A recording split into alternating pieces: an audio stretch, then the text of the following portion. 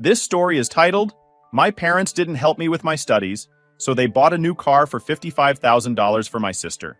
And then, when I became successful, they came to lend money for her wedding, after they didn't help me. Hey everyone, before we jump into today's video, big news! I've launched a new Reddit channel. This time, the background isn't Minecraft. It's Subway Surfers in a Christmas theme to match the season. Check it out, subscribe, and join the fun. Links in the description. See you there. Now let's start the video. I thought my family was alright. Not great, not terrible. Just average, you know? Growing up, my parents, Linda and Mark, didn't spoil us, but they weren't cruel either. Or at least, that's what I thought. Things were manageable. We had food on the table, clothes that fit, and the occasional vacation to somewhere like a local lake or campground. Nothing fancy, but enough to feel like we were doing okay. All that changed when I turned 18 and got into med school. I'd worked my ass off in high school to make this happen, sacrificing weekends and summer breaks to study, volunteer, and do everything they said would look good on a med school application. And it paid off. I got into a solid program. And yeah, I was stoked. I remember sitting at the dinner table that night, the acceptance letter in my hand. I got in, I said, unable to keep the grin off my face. I just need some help with tuition. I'll pay you guys back once I'm working. Promise. Dad didn't even look up from his plate. He just kept cutting his meat like I hadn't said anything at all. Mom gave me one of her tired looks, the kind she usually reserved for when I asked for gas money, or an extra $10 for school supplies. We can't help you, Eric, Dad finally said. Money's tight right now. I blinked. Tight? I knew we weren't swimming in cash, but tight. You helped Ashley last year with her tuition, I pointed out. My voice wasn't even angry, just confused. What changed? Mom didn't even hesitate. Your sister needed help, she said simply, and we have other priorities now. Ashley, my older sister, sat across the table scrolling on her phone, acting like she wasn't part of this conversation. She didn't even glance up, and for some reason, that made me feel worse. That night, I tried to brush it off. I told myself they were stressed, that maybe they really were struggling. But 2 days later, Dad came home with a brand new Jeep Grand Cherokee. Not for him, for Ashley. When I say brand new, I mean brand new. Leather seats, fancy tech, the whole deal. And I heard Dad telling a neighbor it cost $55,000. I stared at it parked in the driveway like it was mocking. I couldn't believe it. They had other priorities, huh? Apparently, those priorities included making sure Ashley had a flashy car to cruise around town. Meanwhile, I was supposed to figure out how to pay for med school on my own. That night, I sat in my room staring at my acceptance letter. The excitement I'd felt just days earlier was gone, replaced by this sinking feeling in my chest. I thought about giving up on med school entirely. It wasn't like I could afford it, and clearly, my family wasn't going to help. But then I thought, screw it. If they weren't going to invest in me, I'd just have to invest in myself. The next morning, I started looking for jobs. Anything that would pay me enough to save for tuition. I applied everywhere. Restaurants, retail, delivery services. It was depressing, honestly. After spending years working toward med school, I was now competing for minimum wage jobs. I finally landed a position at a warehouse. That night, I collapsed onto my bed, too tired to even eat. But despite the exhaustion, there was this stubborn part of me that felt proud. I was doing it. I was taking care of myself, even if it sucked. What got under my skin was the way my parents acted like Ashley's success was a given, while I was just some afterthought. You're learning the value of hard work, Dad said one evening when I came home covered in dust and sweat. Hard work? I wanted to yell. I was breaking my back every day while Ashley was handed everything on a silver platter. But I didn't say anything. What was the point? One night, as I sat in my room doing homework, I heard Dad talking on the phone in the other room. He was bragging about Ashley's Jeep to someone, going on about how she deserved it for being so responsible. I slammed my textbook shut and left the house for a walk, needing to cool down. Responsible? Ashley didn't even have a part-time job.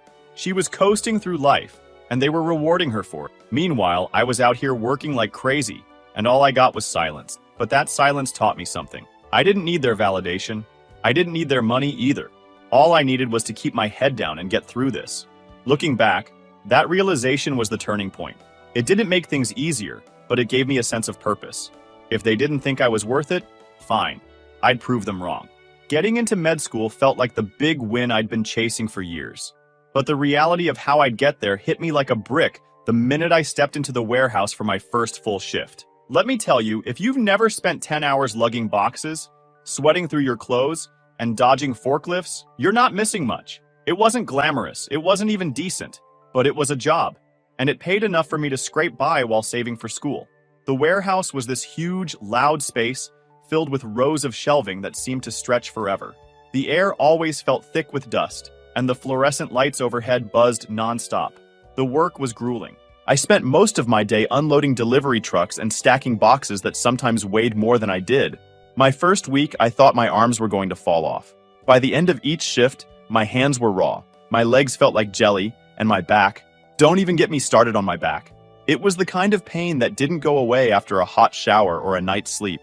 It just stayed, like a constant reminder of how hard I was pushing myself. And the warehouse wasn't just physically draining, it was mentally exhausting too. The managers barked orders all day, always watching, ready to pounce if you were even a little slow. I'd hear stuff like, "Pick up the pace, Eric. Those boxes aren't going to move themselves," on repeat.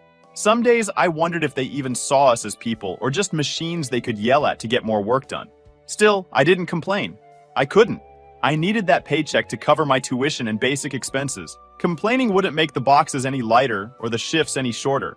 What made it worse was going home after a long day with my shoes coated in dirt and my muscles screaming for a break, and seeing Ashley in her usual spot, lounging on the couch or scrolling on her phone in the kitchen, completely unbothered. Mom and Dad? They acted like everything was normal, like me busting my ass in a warehouse was just part of the natural order of things. "You're doing good, Eric," Dad said one evening, not even looking up from his TV. "Hard work builds character." Character. Yeah, okay. Meanwhile, Ashley was upstairs snapping selfies in designer clothes and talking about her weekend plans. It felt like a slap in the face every single day, but I didn't say anything. I'd learned that arguing with them never led anywhere. They'd just brush me off or find a way to twist things around. The routine started to feel like a prison. I'd wake up at 5 a.m., choke down some instant coffee, and head to the warehouse. I'd spend my day hauling boxes, trying to avoid injuries or getting chewed out by the supervisors. After work, I'd rush to community college for night classes, barely staying awake through lectures. By the time I got home, it was usually close to midnight. There wasn't time for anything else. No social life, no hobbies, no sleep, just work, school, repeat. Some days, I'd stand in the break room at the warehouse, staring at the old vending machine, wondering how the hell this became my life. My coworkers were a mixed bag. Most of them were older guys who'd been there for years, and they had this weird mix of pity and amusement toward me. "Kid, you're wasting your time here," one of them said while we were unloading a truck together. "You should be in college or something, not breaking your back for peanuts." "I'm working my way there," I'd reply, wiping sweat from my face. They usually didn't have much to say after that. But it wasn't just the physical grind that wore me down. It was the mental exhaustion of constantly trying to juggle everything. I'd sit in class, trying to focus on the professor's lecture, but my mind would wander to my next shift, or how I was going to afford textbooks for the next semester. Then, of course, there were the little reminders from my parents that they didn't really see what I was going through. One evening, after a particularly rough day at the warehouse, Mom cornered me in the kitchen. "When are you going to start thinking about something more stable, Eric? Maybe business school? Or accounting? Med school is a big risk, you know." I stared at her, too tired to argue. "I'm already in pre-med, Mom. I've got it under control." She sighed like I just told her I was dropping out to become a street performer. "I just don't want you to regret this." Regret? The only thing I regretted was relying on them for support in the first place. What really pushed me over the edge, though, was the accident. I was in the middle of a shift, carrying a heavy box across the warehouse floor, when I stepped on a patch of spilled oil. My foot slipped, and I went down hard. The box landed on my ankle, twisting it in a way that made me scream out loud. I couldn't stand up, and no one rushed to help. The manager eventually wandered over, muttered something about watching where I'm going, and called someone to cover my shift. No ambulance, no concern, just a "you're slowing us down" attitude. I hobbled out of there and managed to get to a walk-in clinic on my own. The doctor told me I'd sprained my ankle pretty bad and would need to stay off it for a few. That was hilarious because staying off it wasn't an option. When I called Mom to tell her what happened, hoping for maybe a little sympathy, she barely reacted. "That's too bad," she said, her tone flat. "By the way, Ashley's thinking about upgrading her car. Maybe you can help her find a good deal?" I hung up the phone without even saying goodbye.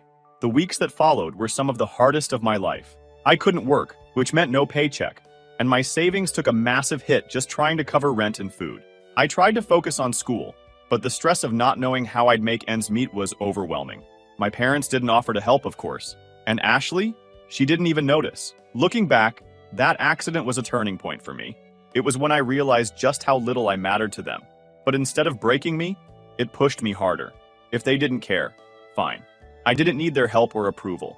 I just needed to keep going. And I did. By the time my ankle healed, I was barely hanging on. My savings were drained, my credit card was maxed out, and I was behind on rent. The sprain had put me out of work for weeks.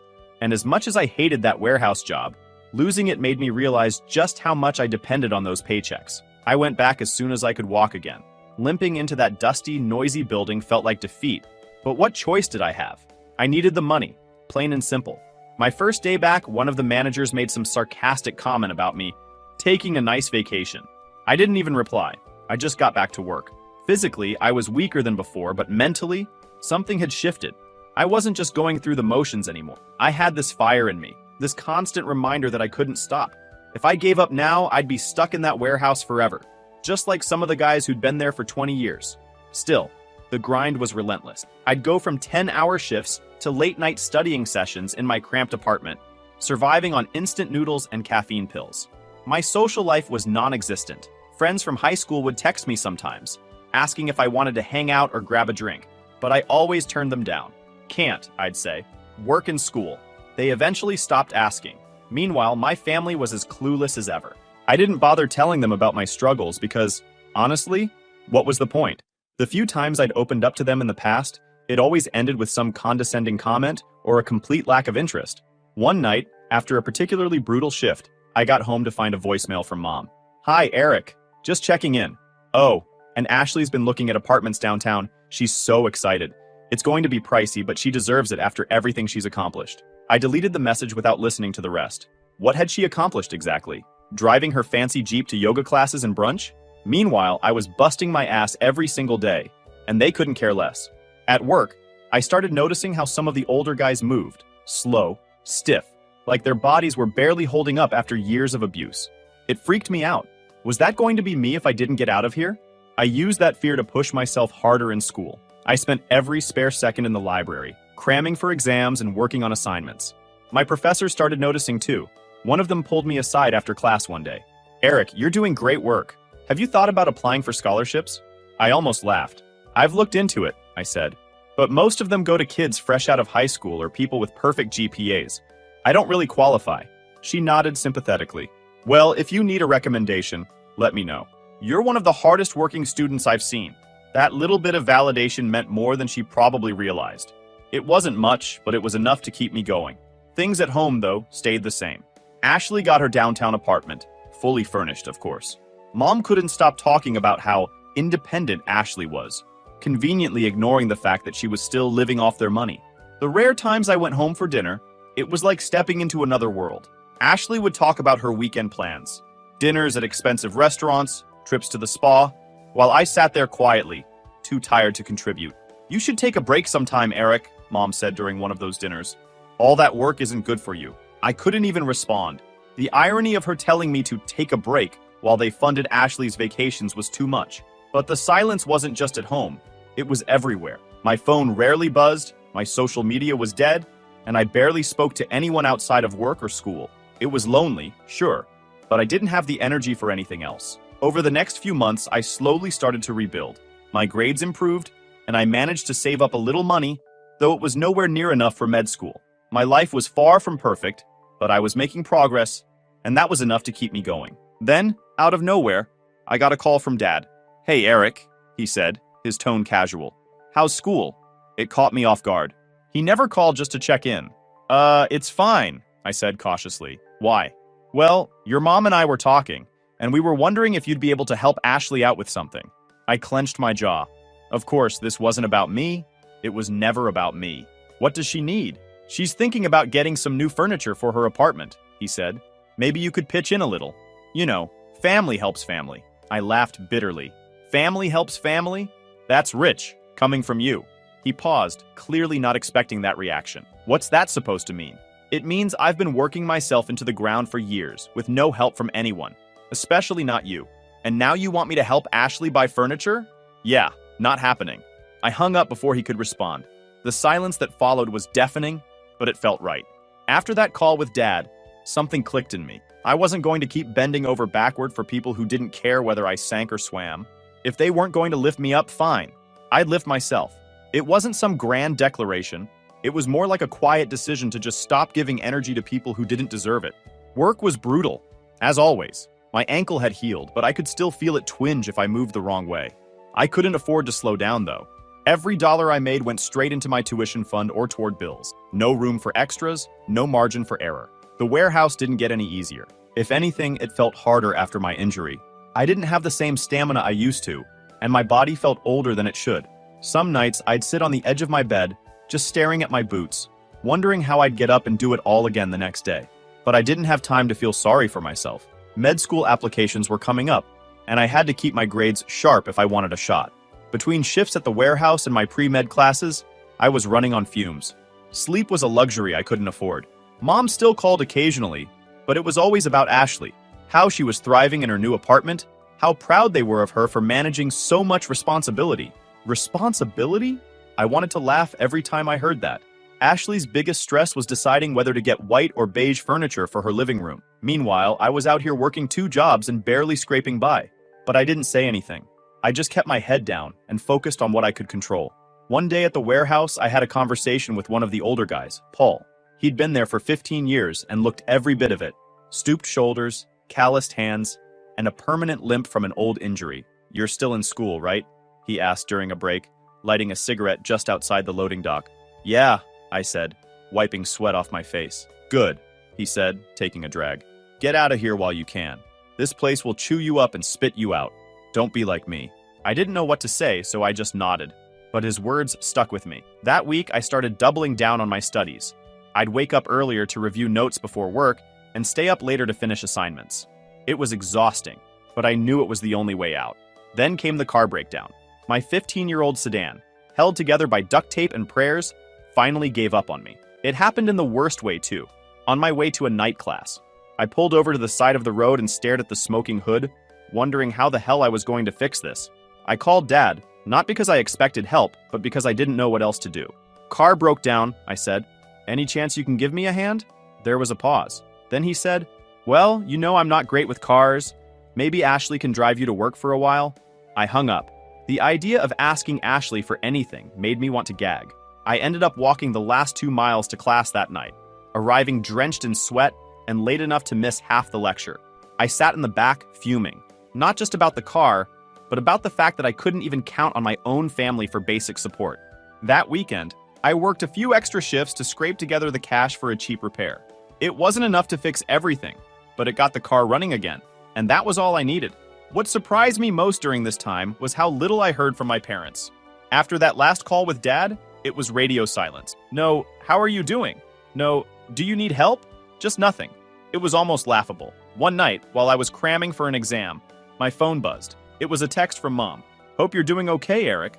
By the way, Ashley's thinking about a trip to Europe next summer. She's so excited." I stared at the message for a long time before deleting it. It wasn't even worth replying. Despite everything, I kept pushing forward. Every time I wanted to quit, I thought about guys like Paul, trapped in the warehouse because they didn't have a way out. I thought about the nights I spent walking to class or eating ramen for the 5th time that week. And I thought about Ashley, coasting through life with her parents cheering her on, while I fought for every inch. It wasn't fair, but it fueled me. When I finally got my acceptance letter to med school, it felt surreal. After years of grinding, I was finally on the path I'd dreamed of since I was a kid. I sat in my tiny apartment, holding the letter in my hands, and let myself cry for the first time in years. But I didn't tell my parents. What was the point?